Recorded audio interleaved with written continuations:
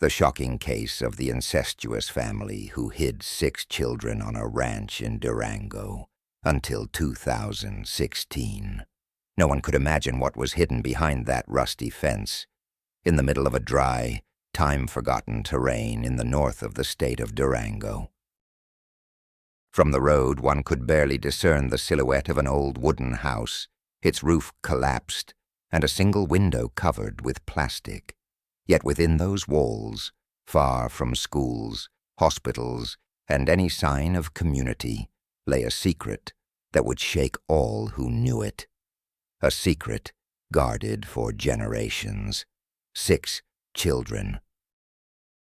6 lives, born from silence, fear, and a family chain that knew no other form of existence than that in the darkness.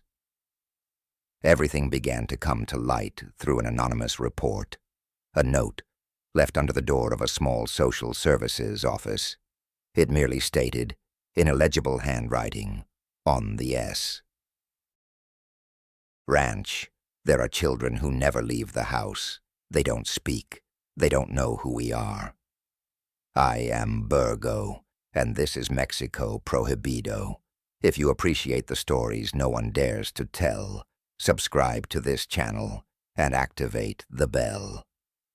Because what you are about to hear today is not easy to digest. It is a story that hurts, that shakes, and that forces us to confront what we often ignore. Leticia had only been working as a social worker in the Canatlan region for 3 weeks. She had visited several rural communities, many with deficiencies, but nothing she couldn't expect, until she read that note. She consulted the local DIF's archives, searched for records, birth certificates, medical reports, but found nothing with that surname. She decided to visit the place alone and without warning. Upon her arrival, a half-open wire mesh gate allowed her to see the house from a distance. Everything seemed abandoned. But behind the broken glass of the window, she thought she saw 2 rigid, motionless eyes. She cautiously got out of the vehicle and approached. There was no barking, no voices, no footsteps, only the sound of the dry wind and a strange feeling that someone was watching her from the shadows. She knocked once, twice, 3 times on the door. No one answered. She was about to leave when an incomprehensible child's voice mumbled from inside. Leticia asked if anyone was there, and the door opened a crack. What she saw took her breath away. In the semi-darkness, 5 children of different ages and a smaller being on the floor watched her without moving. Their faces were pale, with signs of malnutrition and expressionless eyes. One of the older girls squinted and had hair so matted it seemed it hadn't been washed in months. A boy, about 7 years old, had a twisted jaw and malformed teeth. The baby in the corner held a broken doll and babbled meaningless words. Leticia saw no adults. She asked if their parents were there. No one answered. Only the oldest girl, in an almost inaudible whisper, said they were in the back. She dared not enter. She took notes, returned to her car, and reported the situation. She was told it was probably a traditional family living by their own rules, which was not uncommon in that region. But something in their eyes unsettled her. She came back days later, this time with a bag of food. She was met by the same girl. She said her name was Clara. She was 12 years old, but looked 8. Leticia asked her if she went to school. The girl didn't understand. She didn't know what a school was. She asked her if she could read. Clara lowered her head. She tried to show her a notebook, but it only contained crude drawings. The other children remained silent, watching her from the corners. One of the teenagers had a hunched back and walked with difficulty. When Leticia offered them cookies, none knew how to open the package. That was what made her cry most when she got home. In time, Leticia managed to speak with the mother, a woman with an exhausted face, weathered skin, and empty eyes. She told her she had no papers, had never been to a hospital, that the children had been born there, and that they didn't need anyone. She said her husband took care of everything, that it was better that way. Leticia asked if they were all his children. The woman did not answer. The neighbors did not speak. When Leticia investigated in the area, everyone avoided the topic. One of them, already old, only said that this family had always been strange, that they had been marrying cousins since the grandparents, and that no one interfered. Another warned her that it was better to leave things as they were. But Leticia couldn't. She drove to Durango Capital and sought medical support. A pediatrician agreed to accompany her discreetly. They examined 3 of the children under the pretext of a rural brigade. The diagnoses matched: severe malnutrition, possible neurological damage, delayed language development. But the most delicate part came afterwards. Blood analyses showed a genetic match that was not normal. It was likely that the 6 children were the product of relationships between very close relatives. Leticia, devastated, knew this had to be officially reported. She did so. It caused a stir at the state level. At first there was little reaction. There wasn't enough evidence, they said, until one of the children fell seriously ill. It was Clara who knocked on the door of the nearest health center, carrying the smallest child, unconscious, covered with a dirty blanket. It was the first time someone from that family had walked more than 5 kilometers to seek help. The child did not survive. He was barely 2 years old. He died of an intestinal infection that would have been controlled with basic treatment. His body was fragile, with skin lesions suggesting prolonged neglect. At that point, the authorities could no longer ignore it. They arrived at the ranch with patrol cars. The father tried to stop them from entering, screaming. He said the children were his, no one would take them from him, that he fed them, that he raised them as he should. But it was too late. The 6 surviving children were removed. They were taken to specialized care centers. Some spoke only in syllables. They didn't know how to wash themselves, how to sit at a table, how to look into someone's eyes. One of them, seeing a cross on the wall of the home, asked who that hanged man was. He had never heard the name of God. The mother was taken to a women's shelter. She couldn't explain how it all began. She only cried. She said she knew no other way, that her mother had done the same. That silence was the only lesson she knew. The ranch was abandoned. The gate remained open. Neighbors said no one wanted to approach, that something heavy hung in the air. Leticia only came back once. She found a notebook with drawings, a broken doll, and a Bible without pages. She left everything in a box with a note. May God embrace them wherever they are. That was the only photo that could be salvaged. The 6 children together, standing in front of the house with the sun from the side and half-closed eyes. The image is blurry, poorly taken, but sufficient to shake those who became a chain of emails between state agencies, urgent reports from the prosecutor's office, and press inquiries seeking an answer. But there were more questions than certainties. How could a family remain invisible for so long? Who were the parents, really? Where were the documents, the birth certificates, the vaccination records, the births? The 6 children were taken to different care homes in the capital. It was decided to separate them temporarily for medical and psychological reasons. The youngest ones urgently needed attention due to underweight, respiratory infections, and signs of chronic neglect. Clara, the eldest, was placed in a center with special care for minors in situations of family violence. She was the only one who articulated complete sentences, although her speech was slow, hesitant, as if the words were difficult to come out. She didn't know the days of the week, nor the months, nor could she count to 10. She knew she had siblings, but wasn't sure if there were 5 or 6. Sometimes she said there was another one who no longer lived with them. No one knew if she was talking about a miscarriage, a dead child, or an imaginary memory. The director of the center where Clara was admitted described her behavior as that of a broken child.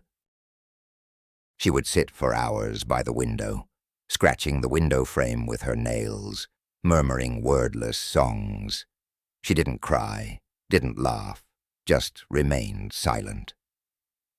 One night, after a session with a psychologist, she drew something different for the first time: a house with bars, a sad sun, and a male figure with large hands. On the margin of the sheet, she laboriously wrote, "I don't want to go back." The social workers tried to reconstruct the story. They searched the entire region for school records, asked midwives, rural doctors, priests from nearby villages. No one knew anything. Until an elderly woman, a retired midwife, said she remembered helping a young woman give birth at that ranch about 12 or 13 years ago, that the man wouldn't let her speak, that she was paid with chickens, and that she was asked not to tell anyone. She agreed out of necessity, but had carried the burden of silence ever since. She said the young woman seemed confused, as if she didn't know that giving birth hurts, as if no one had told her anything about her own body. This statement led to a turning point in the investigation. Suspicions began that the children's mother, identified as Francisca S., was not the man's wife, but possibly his daughter. The lack of documents complicated everything. The man refused to testify, only repeating that they were his family, that they had never lacked food or shelter, that he was their father, their educator, and that he called them his own in his own way. He showed no remorse. Not once did he ask about the children's condition, nor about the youngest one who had died. For him, everything was a battle against his authority. Specialists in family abuse confirmed that his body language was typical of perpetrators with a long history of control. He never raised his voice, but he also never asked for forgiveness. He spoke of his children as if they were animals he had created, as if everything he had done was a kind of act of survival that needed no explanation. Francisca, for her part, remained in a protected women's shelter. She barely spoke. When asked how her relationship with that man began, she lowered her gaze and said he had always been there. That she didn't remember when it was the first time. That her mother had also lived in that house, but had died years earlier. No one had officially buried that body. Neighbors vaguely mentioned having seen an improvised cross in the backyard at some point. The prosecutor's office decided to search. They dug near the well and found skeletal remains. There was no death certificate, no birth certificate. It was as if that woman had never existed. Meanwhile, the children began to show signs of what they had experienced. One of the teenagers, temporarily named Tomas by the caregivers, suffered panic attacks when he saw closed doors. Another child wet himself every time an adult man approached him. The 6-year-old girl woke up screaming in the middle of the night, saying she didn't want to sleep in the chair. No one knew what she was referring to until Clara explained in a session that when someone misbehaved, the father would tie them to a chair for hours, sometimes without food. That was the punishment, the norm, the former sentence. That's what they called it. In the midst of all this, a woman named Mariana, a volunteer nurse, approached one of the centers. She had been a single mother and worked with children from marginalized communities. When she saw Clara, she felt something she couldn't explain. She offered to visit her weekly. She brought stories, cookies, colors. Clara did not react at first. But one day, seeing an illustrated children's book, she asked if the girl in the picture also lived in a house without light. Mariana replied, no, that girl went to school, had friends, and played outdoors. Clara fell silent. Then, in a low voice, she said she also wanted to live in colors. That was the first step. Little by little, Clara began to draw, to smile occasionally, to ask things, to tell fragmented memories. She said they had never had mirrors, that they didn't know what they looked like from the outside, that they thought everyone was the same, with the same downcast eyes, the same broken words, the same scars on their skin. That the father told them everything outside was worse, that people stole children, beat them, made them sick, that they would die if they went out, and that there was no God. That was what hurt Mariana the most, that a 12-year-old girl believed God was an invention. She asked her if they had ever prayed. Clara said she didn't know how. That no one had talked to them about it. Mariana then showed her a simple prayer, Our Father. Clara tried to repeat it. She stumbled over the words, but she listened respectfully. She asked if it was true that there was someone watching them from above. Mariana told her yes, that even though they didn't see him, he had always seen them. That's why they were out of that house now. Clara cried for the first time. The authorities now faced a dilemma. How could the identity of these children be legally re-established? How could they be protected from a system that had abandoned them by omission? What to do with a case with no school, medical, or family history outside that closed environment? Lawyers, psychologists, social workers were called in. An attempt was made to officially take Clara's statement. It was not possible. Her testimony was weak, confused, emotional. The other children were even more fragile. The regional prosecutor said the case had insurmountable legal loopholes. No one knew how to proceed. The media began to find out. A reporter leaked part of the file. The news spread. Some considered it a scandal, others a national disgrace. But few spoke about the core, about the pain, about the nameless nights, about the prayers that were never said, about the hugs that never arrived, about the words that were never learned. At the ranch, everything remained as it was. Only the wind blew through. The house still stood, but empty, like an open mouth that no longer had a voice. On one of the walls, someone wrote in charcoal, "No one was born here."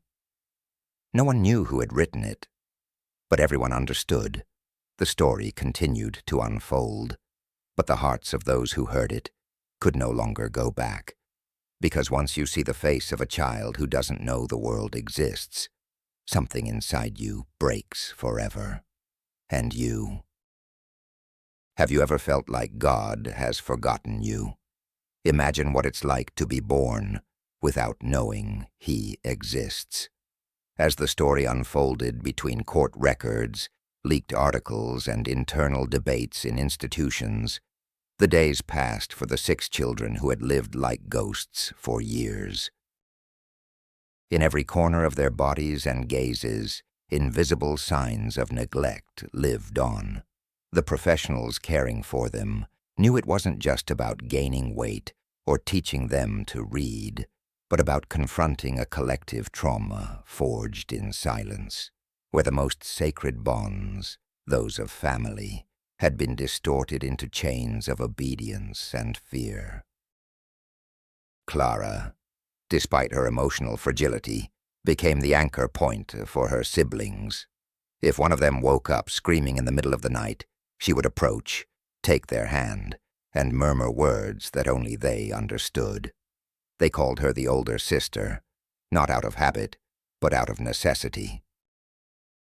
She had learned to protect them, even without understanding what that meant. She felt responsible for each one, as if fleeing the ranch with the smallest in her arms had marked her forever.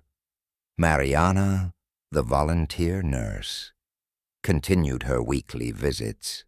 Her presence was the only constant in Clara's new life. Between illustrated stories and soft cookies, she tried to open spaces of trust. One afternoon, while talking about animals, Clara mentioned that she had always wanted to see a real horse. Mariana promised to take her to a nearby farm. When the day came, Clara didn't want to get out of the car. She looked at the green fields as if they were a mirage. She said it hurt her chest. She felt that if she got out, she wouldn't find her way back. Mariana hugged her for the first time. Clara didn't know how to reciprocate the gesture. She remained motionless, arms hanging, as if human contact were something alien. After several minutes, her fingers shyly stroked Mariana's back. It was the first hug of her entire life. In another facility, the youngest child, whom they had named Diego, began to develop a special relationship with light. He spent hours watching the rays coming through the window, moving his fingers in the air as if trying to catch them. When the psychologists asked him what he was doing, he replied that it was the only thing that didn't hurt. Diego couldn't draw people, only circles and yellow blobs. His language was limited, but his gestures said it all. He cried if he heard shouts, even if they weren't directed at him. He flinched if he heard male footsteps. At mealtime, he would hide bread in his pockets, as if fearing he would never eat again. One of the teenagers, temporarily named Samuel, began to show self-harming behavior. He would bite his fingers until they bled. He didn't speak. He didn't respond to stimuli. He would just rock back and forth on a chair for hours. When they managed to get him to use paper, he drew a human figure without a face. He repeated that drawing on every sheet, over and over again. He never drew a tree, an animal, a house, only that empty silhouette, as if he could represent nothing but his own emptiness. Meanwhile, the court case progressed slowly. The father, in custody, refused to cooperate. He claimed his children had been happy at home, that he had done everything to protect them from the evils of the modern world. He never pleaded guilty. He didn't even use that word. For him, his behavior was that of a man who saved his family from perdition. The prosecutor's office tried to charge him with sexual abuse, illegal detention, child abandonment, and continuous psychological violence. But each charge required evidence, testimonies, expert reports, which in this case were difficult to obtain due to the victim's emotional fragility. The system seemed unprepared to handle such a case. The media, for their part, began to construct their own versions. Some presented it as an extreme case of rural incest. Others spoke of the wild family of Durango. But almost no one mentioned the victim's pain. They focused on the headlines, on the genetic anomalies, on the sordid details, leaving aside the essential. They were children. They were human beings who never had the chance to choose. Faced with public pressure, the state government organized a conference to clarify the status of the case. An official gave a brief statement. Everything was being done to protect the minors, provide them with comprehensive care, and guarantee their rights. They would not be allowed to remain abandoned, but no questions were allowed. The press conference lasted less than 5 minutes. For most, it was a disappointment. Meanwhile, at the women's shelter where Francisca was located, the days passed between psychology sessions, moments of silence, and periods of uncontrollable weeping. There were days when she seemed completely absent, and others when she wrote compulsively on loose sheets. No one understood what she was jotting down, disordered letters, disconnected sentences, until a psychologist asked her if what she was writing were prayers. Francisca nodded. She said she didn't know who she was praying to, but she was doing it just in case. That if someone had seen her from above, maybe they could still be forgiven. One day, she asked to see Clara. It was the first time the girl refused outright. She said she didn't want to see her. She didn't know who that woman was. Her mother was someone else. Mariana didn't push. She understood that broken bonds were not repaired with visits. It required time, compassion, and deep healing. Even so, Clara wrote letters that she later tore up, letters in which she said she forgave her, but couldn't hug her, that she understood her, but didn't want to go back to that place. In parallel, a civil society organization offered to accompany the case. They provided lawyers specializing in children, therapists specializing in complex traumas, and even a network of families willing to offer temporary homes. Thanks to them, some of the siblings were able to reunite under supervision. The moment was tense. They didn't know how to greet each other. They didn't know how to play. They just sat there, looking at each other, crying silently. That was the beginning of something new. The ranch remained closed. The vegetation began to overgrow the entrance path. The house creaked in the wind. Neighbors avoided passing by. One afternoon, someone left a white cross outside the door. No one saw who it was. It just appeared, stuck in the dry earth, with a handwritten inscription, "Children of God also lived here." This image went viral, but not out of sensationalism, but because it struck a deep chord. Because it reminded everyone that even in the darkest places, human dignity cannot be buried, that no child deserves to grow up nameless, without laughter, without a lullaby before bedtime. And as the days passed, as the reports progressed, and the headlines faded, Clara still asked for something. She told Mariana she wanted to learn to write properly. She wanted to write her story so no one else would believe the world ended at a locked door. And so she began to forge a future where there had only been shadows. Because even after the horror, there are those who choose not to be silent. There are those who choose to heal. When Clara asked for paper to write her story, the caregivers did not immediately understand. Some thought it was a phase, another tool in her therapeutic process. But for her, it was something else. It was the first time someone told her that her voice mattered, that her memories, however painful, deserved to be told.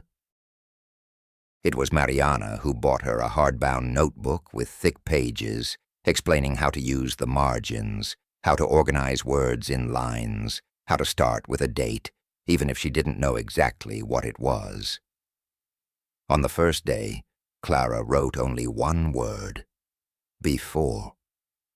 Then she stared at the blank page for an hour. She didn't know how to tell what she had experienced. She didn't know how to explain that what was horror for others had been routine for her. For days, Her writing progressed slowly, like a drop falling on stone. She used chopped sentences, words not always spelled correctly, but bleeding truth. The chair hurt. Read one line. In another, we didn't know what it was to be wet. And further down, I believed the world was a story invented to scare us. While Clara wrote in another part of the state, a silent and slow process was taking place.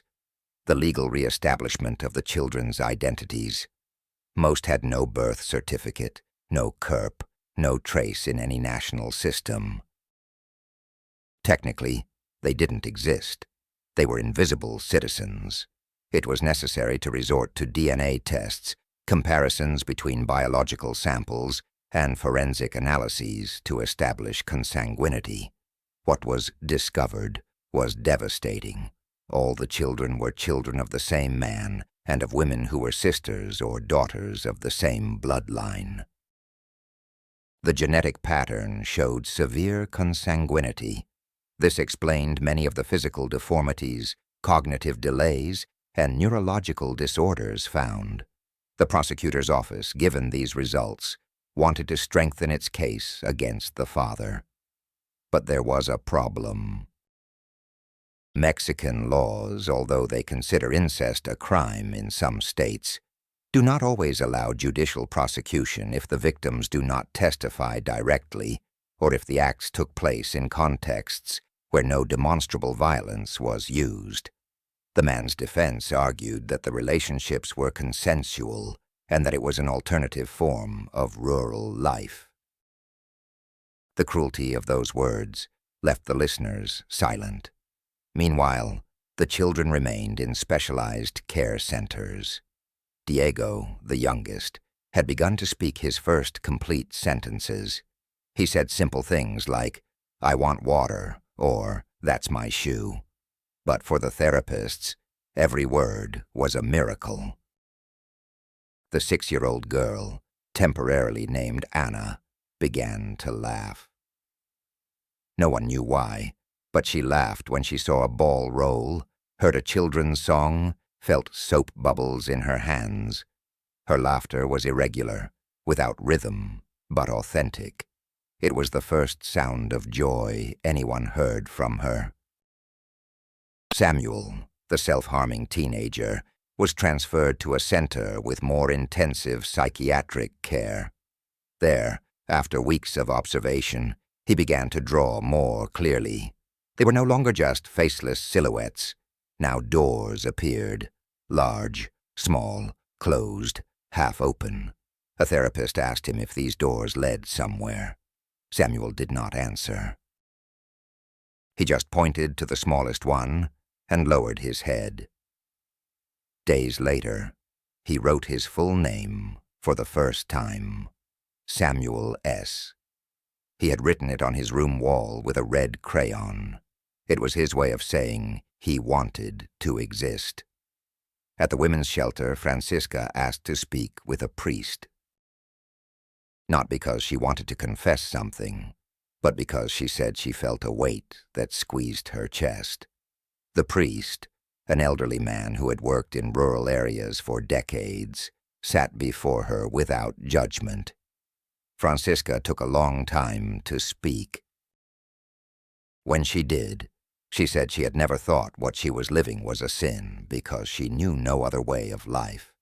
That she was born on that ranch, that her mother never explained to her what the world was, and that her father only told her that outside there was death, diseases, and sin, that he was the law, and that obedience meant survival.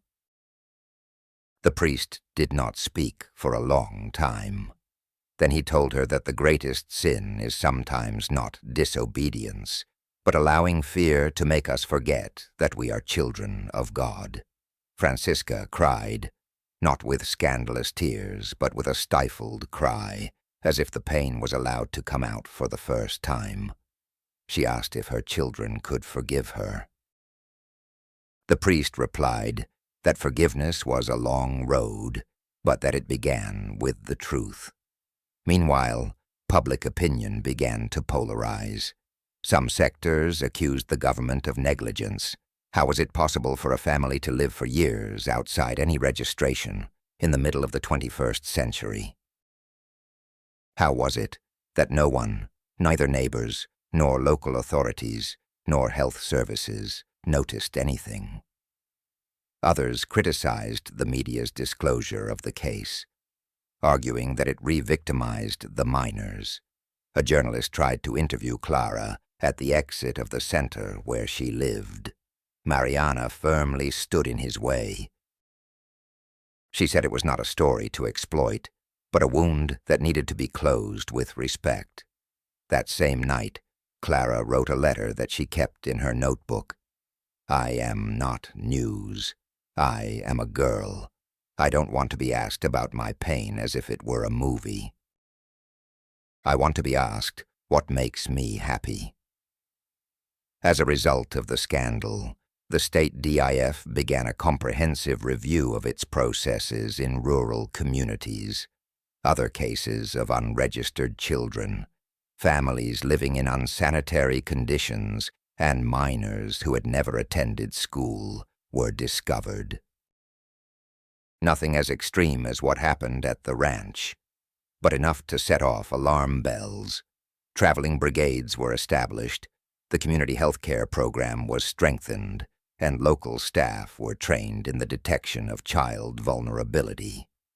All this thanks to the echo of a story that many would have preferred to ignore. And yet, beyond public policies, media courts, and legal reports, the most important thing happened in silence. In a pastel-colored room, Clara taught Ana to hold a pencil. In another room, Diego learned to name colors. In the garden, Samuel looked at a wooden door that someone had hung as a symbol of what he had left behind. And Mariana, the woman who had decided not to look away, stayed week after week, listening, hugging, accompanying, because there are pains that are not erased, but they can transform, because even in the darkest stories, if a hand does not let go, if a voice remains, if a faith does not break, horror does not have the last word. And perhaps that is the part of the story that remains most memorable. Months passed. The children no longer lived hidden, yet the echo of that windowless house still resonated within them.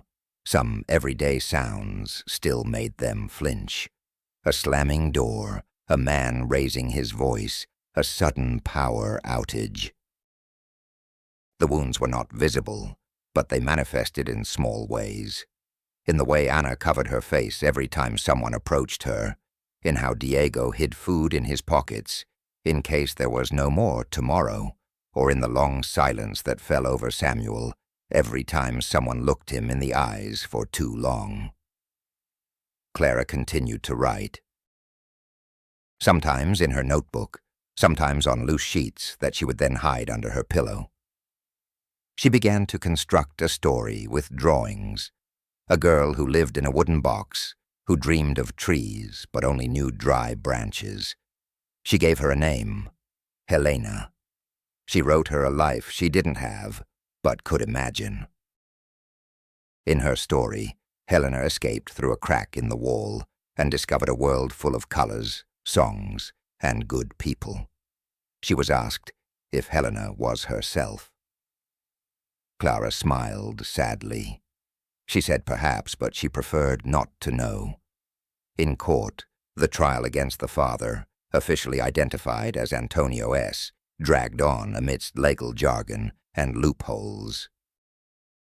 The man adhered to a repetitive and empty version. He had done everything to protect his family. They had never lacked bread or shelter. He had been their father and educator, and he called them his own in his own way. He never showed remorse. Not once did he ask about the children's condition, nor about the youngest one who had died. For him, everything was a battle against his authority. One of the most tense moments of the trial occurred. when an attempt was made to present Samuel's drawings as evidence of emotional damage.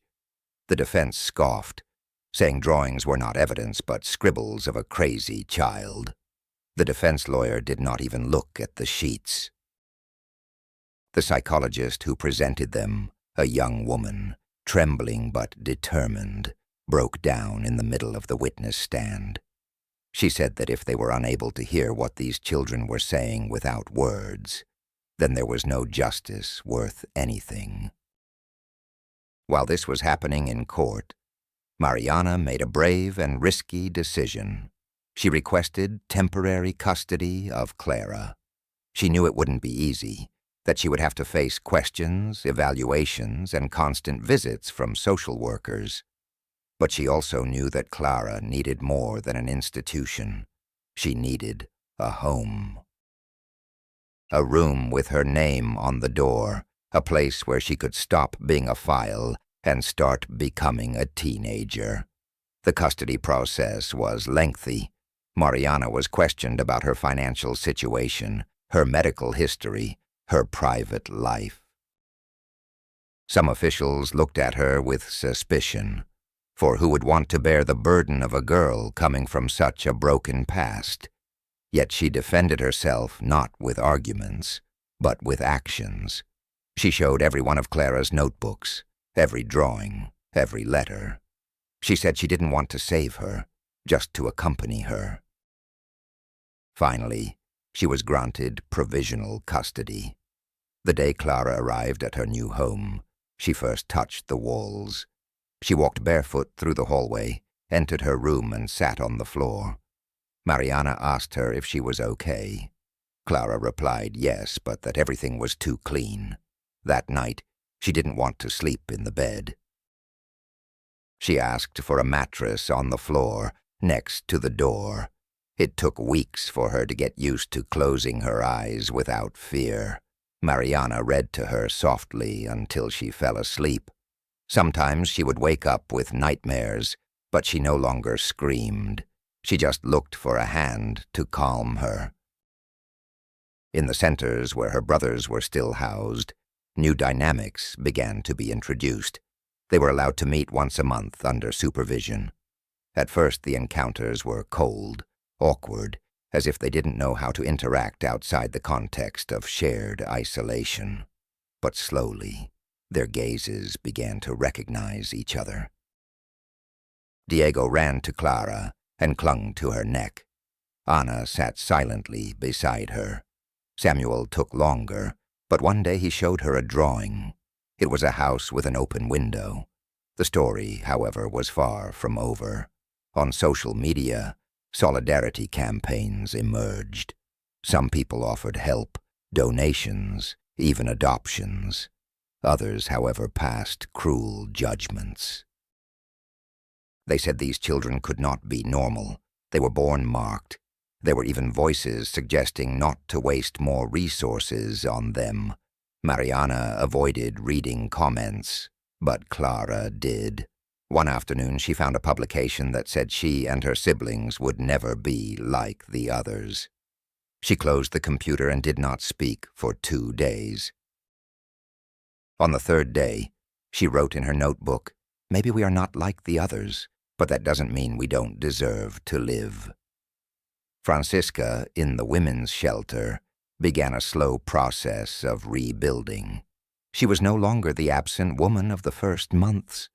She began to recall episodes from her childhood more clearly. She tearfully recounted fragments, how her mother left her alone for days, how her father told her that love was shown by allowing it, how her first pregnancy was mistaken for an illness because no one had explained what was happening in her body. The team of psychologists and therapists understood that Francisca was not only guilty. She was also a victim of a chain of ignorance, silence, and submission. They decided to work on her possible reintegration into society, but not as a mother, but as a person.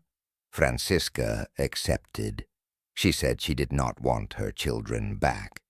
She only wished for them to live a different life than hers. One of the most important advances in the judicial process occurred when a state-level reform was approved to toughen penalties in cases of domestic violence and consanguinity, including clearer protocols for detection and care in rural areas. The case of the S Ranch became a symbol. But the most important thing for those who lived it was not the written law, but the new words they began to use. Freedom, home, hope. Clara asked Mariana one day if she could speak at a school. She wanted to tell her story, not as a testimony of horror, but as a warning. She wanted to tell other children that if they ever felt something was wrong at home, they should say so, that they should not be afraid, that there would always be someone willing to listen. Mariana spoke with a psychologist from the school system, and they organized a simple, private conversation with secondary students. Clara stood trembling before them with a sheet of paper in her hand. She did not read the whole story. She only said, "For many years I believed the world was a punishment. Today I know it can also be a gift. But you have to dare to go through the crack." No one applauded at the end. No one dared. There was only silence, and then tears. The siblings had not yet been reunited in a common house. The institutions continued to evaluate what was best for each one, but there was already talk of the possibility of Diego and Ana being adopted by a couple who had been following the case from the beginning. Mariana did not object, neither did Clara. They knew that everyone had to go their own way. The important thing was that no one else felt that their life was only worth living within a wire fence. The ranch was demolished months later. It didn't happen with machinery. It was a community effort. Volunteers, neighbors, civil organizations. Clara was there. Mariana, too. The wooden remains were collected, the remnants burned. A tree was planted in its place. A young ash tree, with a plaque at its base that read, "Where there was shadow, there is now life."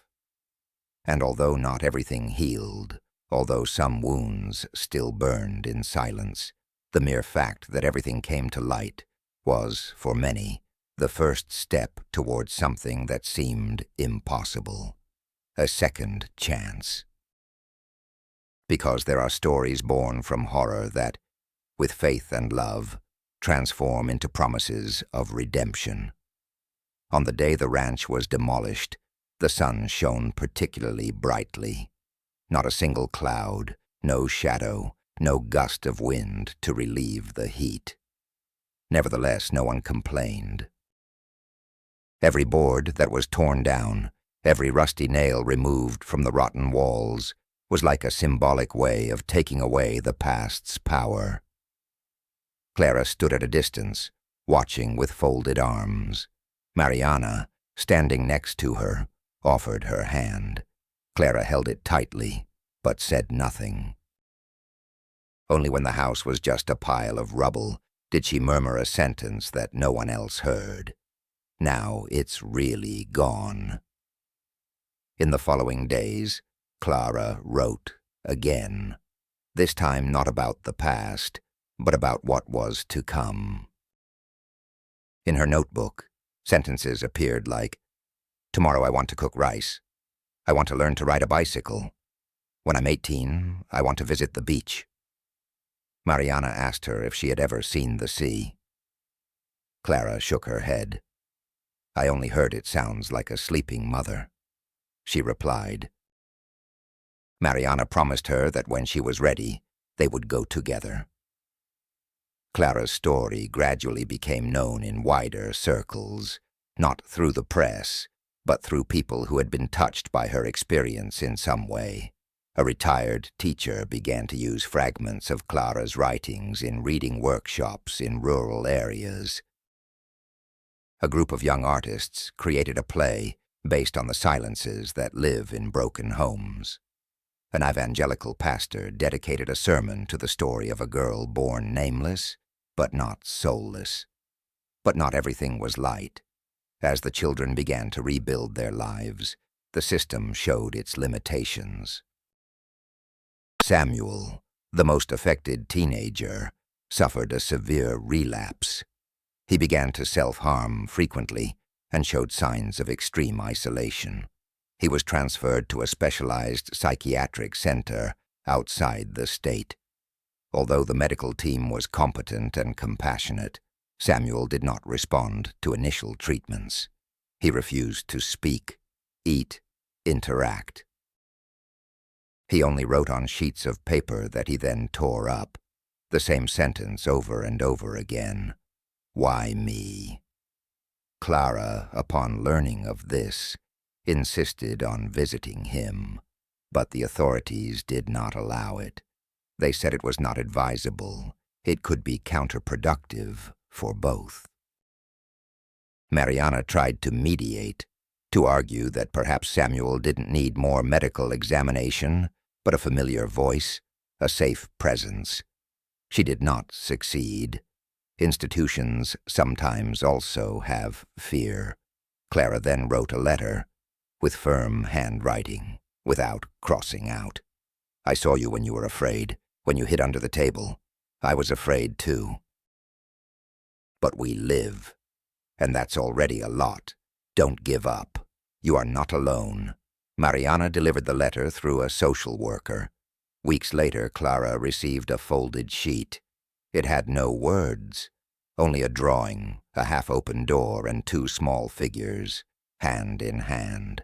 On the other side, Diego was about to begin a new stage in his life. A couple was approved for adoption after passing tests and training. Both children had formed a strong bond with their future adoptive parents. They called them by their first names, not Mom or Dad, but it was palpable that something deep was beginning to form. On the day the ruling was formalized, Clara accompanied them. She did not cry. Nor did she seem sad. She just hugged both of them tenderly and told them in their ear, "Live, play, dream. You have wings now." The couple invited Clara to be part of their lives, as an older sister, as a frequent visitor, as whatever she wanted to be. Clara accepted. Not as part of a new family, but as a witness to a story that did not end in tragedy. Diego gave her a drawing, a tree with many birds. In the middle, a larger one, with Clara's name in shaky letters. She put it in a folder she called Things I Don't Want to Forget. While all this was happening, Francisca continued her personal healing process. One day, she asked to participate in an awareness day organized by a group of women who had survived domestic violence. She told her story without sensational details, without drama. She only said, "I was a child of silence. I was a mother in the dark. Today, I try to see the light." Some women cried. Others hugged her. One silently condemned her. But she was not seeking approval. She just wanted to say aloud what she had screamed internally for years. Clara, learning of this testimony, decided to write to her, not to reconcile, but to close a circle. The letter said, "I don't know if I forgive you, but I no longer hate you. What you did marked me, but what I do with my life is mine. And I choose not to repeat it." The trial against Antonio S. finally reached its final stage. He was found guilty of multiple crimes: severe sexual abuse, unlawful deprivation of liberty, abandonment of minors, continuous family violence. The sentence was exemplary: 68 years in prison without the right to parole. During the sentencing, he showed no emotion. He only asked for a sheet of paper and a pen. He wrote something and put it in his shirt pocket. No one knew what it said. At the exit of the court, the media waited, but Clara did not want to speak. She said important words are not shouted in front of cameras. They are written. They are whispered. They are lived. She was no longer the girl who trembled before a bed. Now she walked upright, with open eyes, with a broken soul, yes, but not defeated. The team of psychologists who had accompanied her for months suggested she write a book. Mariana supported the idea, but Clara asked for time. She said that before writing for others, she wanted to live for herself. Eat ice cream without guilt, get lost in a bookstore, laugh until her stomach hurt, learn to swim, and so the story that began in the shadow of a cursed ranch began to transform into something else. Not a fairy tale, not an instant redemption, but something more real, a life that continues step by step, wounded but upright, because there are childhoods that were not saved in time, but there are also presents that can be saved if there is will, if there is compassion, if there is someone who decides to say enough. And in this story, although sown in pain, a truth began to bloom that few dare to accept, that even in the darkest corners of the country, where the state never reached, where the church was silent, where neighbors looked away, human dignity can still rise. Clara, Diego, Ana, Samuel, and the others are not miracles. They are living proof that love doesn't always come in time. But when it does, it can break chains.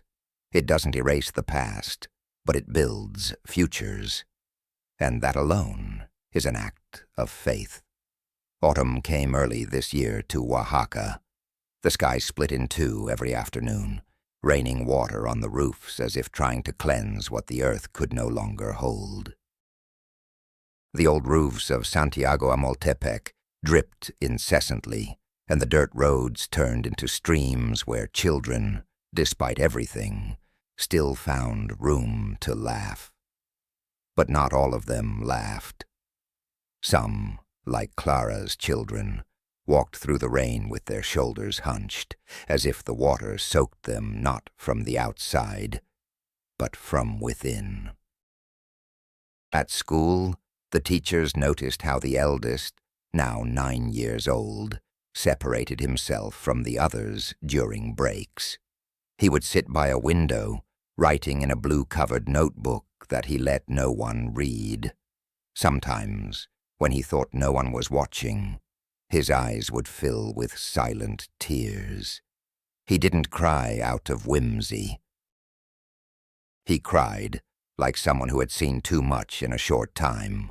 His younger brother, on the other hand, was the exact opposite. He spoke little, but when he did, he asked things that made one tremble. One morning he asked the teacher if heaven had houses, if his grandmother lived in one, if his mother was there too. Maria del Rosario knelt before him, hugged him, and told him that she didn't know, but that she was sure they loved him, wherever they were, with all their heart. That same afternoon, Maria received a letter. It was a simple envelope, with no return address, handwritten. Upon opening it, she immediately recognized Clara's handwriting. Her heart beat faster. She read the contents several times before sitting down. The letter was short, but every word weighed heavily. Maria, I don't know how to start. I'm alive. I'm working. I'm not well, but I'm standing upright. I can't come back. Not yet. I don't know how to look at my children after all this. I don't know if they'll hate me, if they'll remember me. I'm not the mother they deserve. Thank you for taking care of them. I have no words for what you're doing. Forgive me. Take care of them a little longer for me. I love them too. Maria clutched the paper to her chest. She cried silently that night, looking at the corrugated iron roof as the rain drummed like crystal fingers. She did not reply to the letter. She didn't know where to. There was no address, just a postmark from a coastal town, but she kept that sheet like a treasure, like a promise that there was still something to salvage. The days passed. The children began to visit a psychologist from the capital twice a month, who traveled to the village as part of a social program. At first, it was difficult. They didn't want to talk. But little by little, between drawings and games, they began to release words, as if they were small stones that had accumulated in the pockets of their souls for a long time. In one session, the psychologist asked them to draw their family. The eldest drew a house divided in two, with people on each side. In between, a river. When asked about the meaning, he said that before, everyone lived on the same bank, but that one day the water rose and they no longer knew how to cross. The youngest drew a woman with wings, smiling on a cloud. He said it was his mother, and she sent him kisses from above, even though he knew she wasn't dead. She just wasn't there anymore. Maria del Rosario watched every step of progress with tenderness and fear. She knew that childhood is fragile, that a single poorly healed wound can hurt for a lifetime. That's why she paid attention to every word, every gesture. She read them stories with happy endings, but always left room to talk about what didn't go well. She wanted to teach them that one can also live with scars. Meanwhile, Teresa began to visit the cemetery more often. She brought fresh flowers and sat silently in front of Raúl's grave. She didn't speak to him. She just looked at him, as if expecting something to emerge from the marble.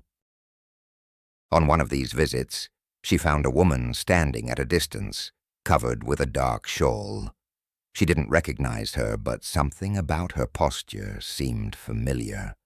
When she tried to approach, the woman moved away.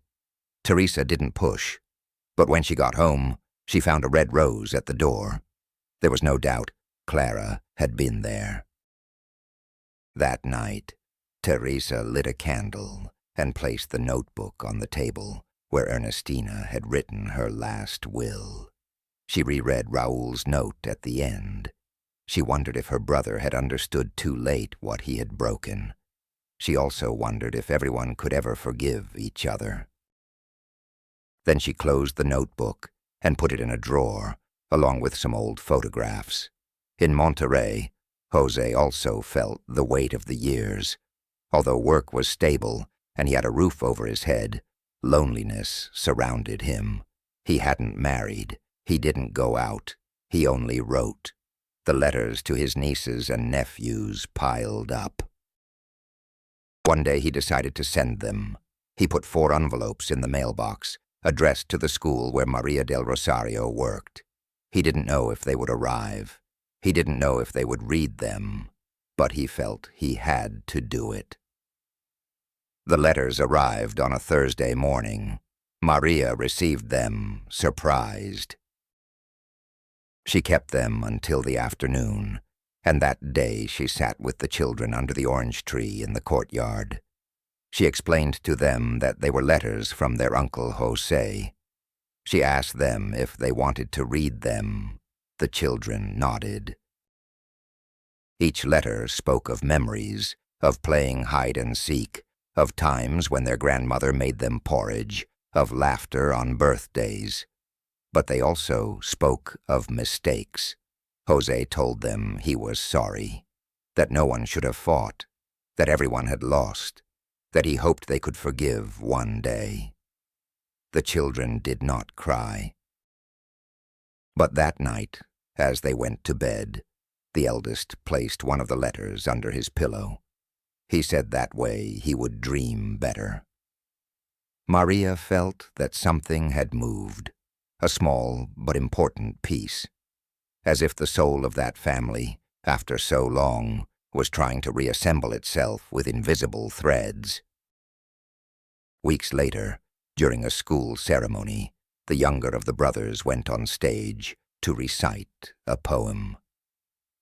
It was simple, with gentle words, but at the end he said something that made everyone in the room hold their breath. "My mom is not here, but I know she loves me. And when I grow up, I will build a bridge so we can all be together again." The applause came hesitantly at first, then it grew like a wave that enveloped everyone. Maria wept uncontrollably. Teresa, who had come as a guest, placed her hand over her heart. She knew it wasn't just a poem. It was a promise. And somewhere, perhaps near the coast, a woman with a broken soul felt a sudden warmth in her chest. She didn't know why. She didn't know how. But she allowed herself to smile for the first time in a long time. The years passed, as they do in small villages, without haste, without noise. Yet they left visible traces on the faces of those who survived time. Santiago Amoltepec did not change much. The streets continued to be covered with dirt every time the wind blew strongly from the mountains, and the houses, though aged, retained the smell of wood fires, freshly baked tortillas, and memories that refused to die. Clara's children grew up. They were no longer the same ones who cried silently next to Maria del Rosario. The elder, Tomás, became an introspective teenager with wounded eyes and a gaze that seemed to search for answers, even when he asked no questions. He was good at school, wrote sensitively, and excelled in history. Sometimes his teachers said he had the soul of a chronicler, that he narrated events not with dates, but with emotions. The younger Emiliano was more restless, more cheerful, but carried a shadow on his back that only the very observant could notice. He was affectionate, curious, and possessed a disarming tenderness. But at certain moments, he would withdraw, as if something inside him carried him far away. Maria knew him well. She knew that if he was locked in the bathroom longer than necessary, it wasn't to play, but out of sadness. She never pressured him. She waited for him with a cup of hot chocolate and a complicit silence that said, "I'm here." Maria del Rosario had become more than a foster mother.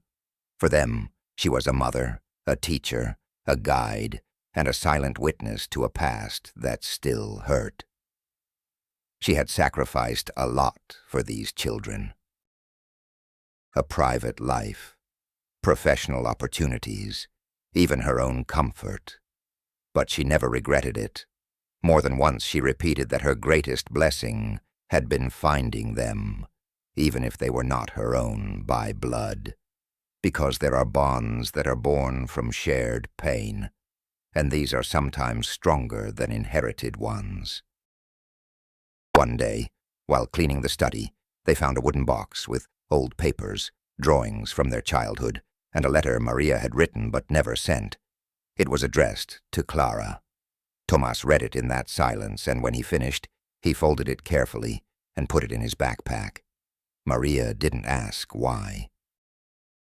She understood that the time had come to close some circles. That same weekend, Tomás asked for something he had never asked for before. He wanted to go to San Pedro Mixtepec. He said he just wanted to explore the area, walk the streets, see the sea. Maria understood immediately. She knew that this request was not casual, so she organized the trip. Teresa, the aunt, decided to accompany them. It was the first time she had left the village in over a decade. The journey was silent. 3 people, connected by the past, by the absent ones, by the unspoken. Upon their arrival, they walked along the Malecón, discreetly asking in shops, in cafes. No one seemed to know a woman named Clara Morales. Until, in a humble bakery, An elderly lady pointed to a house at the end of a dusty street. "A woman lives there alone," she said. "Came here years ago. Never talks about her family." They reached the house as the sun began to set. It was small, with plastered walls and a curtain of dried flowers at the entrance. Tomas didn't hesitate. He went to the door and knocked gently. A few seconds later, a low voice asked who was there. Tomas didn't answer with words. He just said his name. On the other side, there was silence. Then footsteps. Then the sound of a lock slowly turning. Clara opened the door. She was thinner, with her hair tied up and sunken eyes. Yet her trembling hands clutched the frame as she saw the boy in front of her. She looked at him as if she couldn't believe what she was seeing. Then, without saying a word, she began to cry. Not from sadness, not from joy. It was a mixture of everything. Guilt, love, fear, relief. Tomas hugged her. It was an awkward hug at first, as if both were afraid of breaking. Then it became deep, long, as if with that gesture they were trying to make up for all the lost years. Clara murmured apologies, broken promises, chopped words. Tomas only repeated that it was okay, that he just wanted to see her, that he hadn't come to demand anything, but to find himself again. She and Teresa stayed back, respecting the moment. After a few minutes, Clara invited them to enter. The inside of the house was modest, but clean. There were dried flowers in glass jars, black and white photos, a small image of the Virgin Mary in a corner.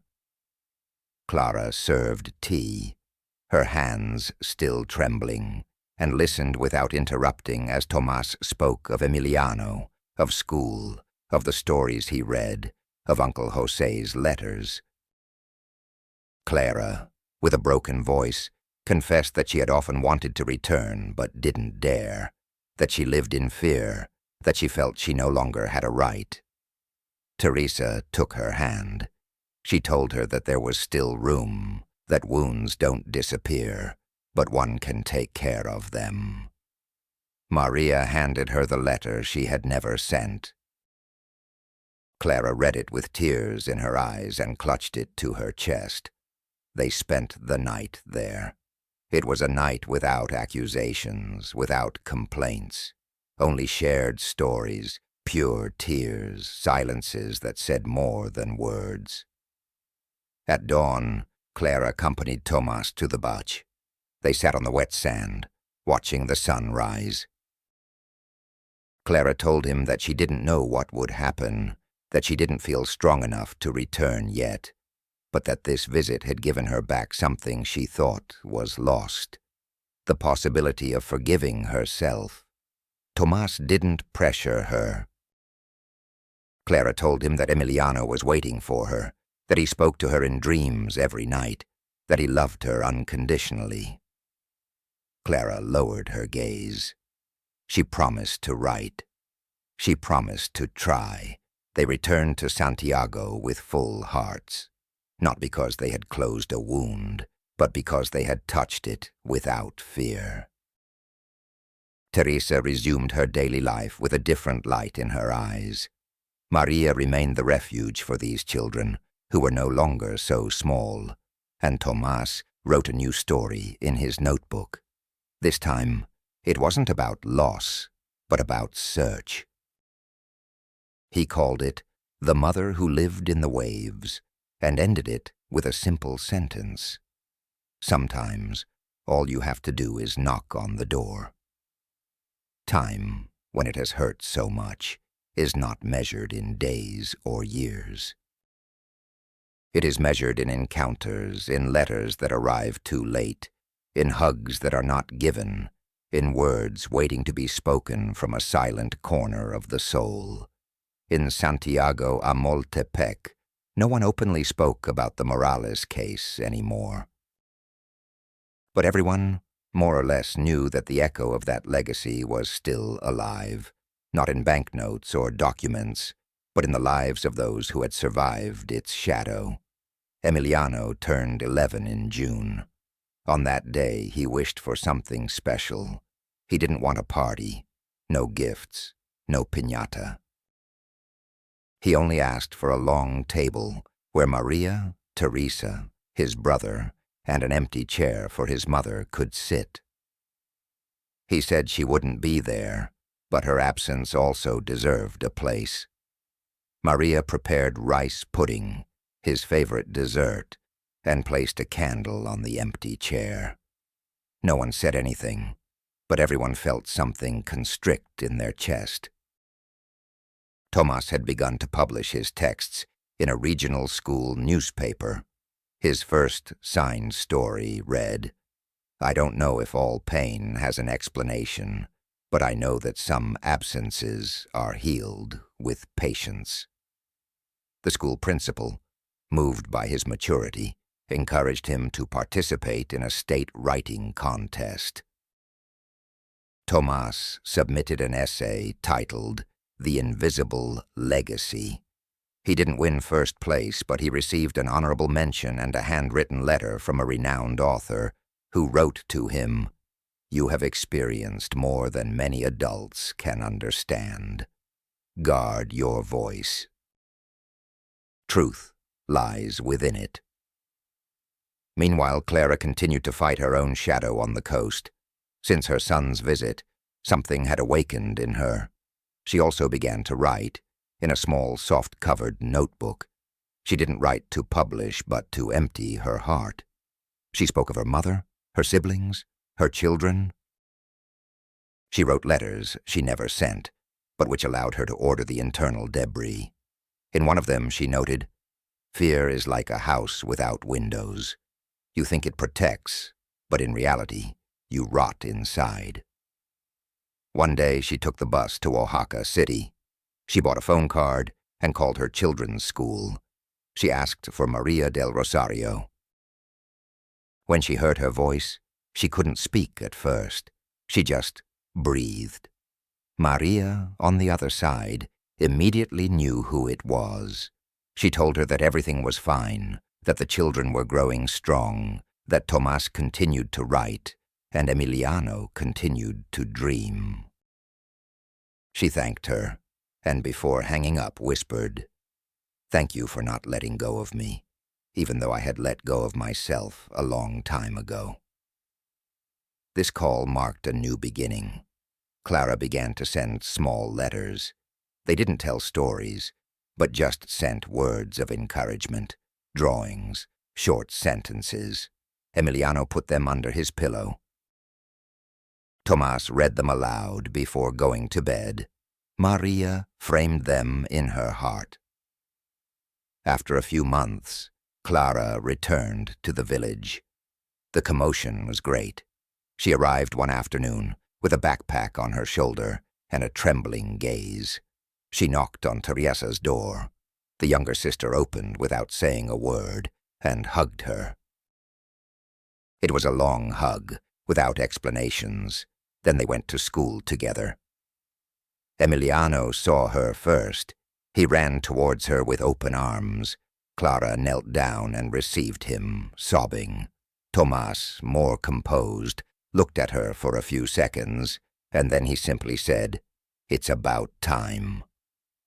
There were no judgments. There were no reproaches. Only tears, sighs, and the feeling that something was finally beginning to heal. In the following days, Clara stayed in the village. She didn't live with them, but she spent afternoons at the school, helping in the library, cooking with Maria, telling stories to the little children. Some neighbors looked at her with curiosity, others with caution. But there were also those who greeted her tenderly, as if recognizing that everyone, at some point, had to flee to be able to return. Teresa found a box of old photos in the attic. She invited Clara and Maria one afternoon to look at them. Sitting on the patio with a pot of coffee, They spent hours naming faces, recalling dates, laughing heartily. In one of the photos, the 5 siblings were seen as children, sitting on a log, with dirt on their feet and light in their eyes. Clara held it carefully. She said that was the last time they all felt the same, before the world became complicated. Maria suggested framing the photo and hanging it at the school entrance as a symbol that even broken stories can teach us something. Clara accepted. Below the frame, they wrote a simple sentence: "May love weigh more than fear." Raoul's death anniversary was different this year. There was no mass, no speeches. Just a short prayer in the church, a burning candle, and a white flower on his grave.